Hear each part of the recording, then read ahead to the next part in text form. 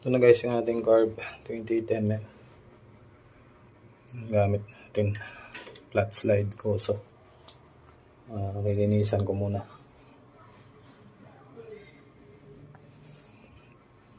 Ang panginis ko dyan, ano lang.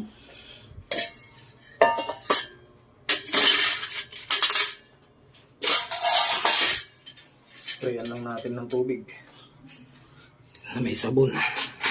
Kasi wala tayong gamit.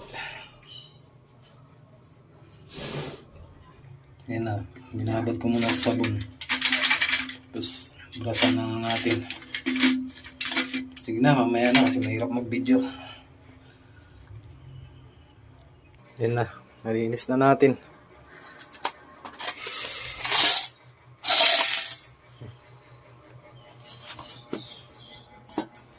Nalinis na.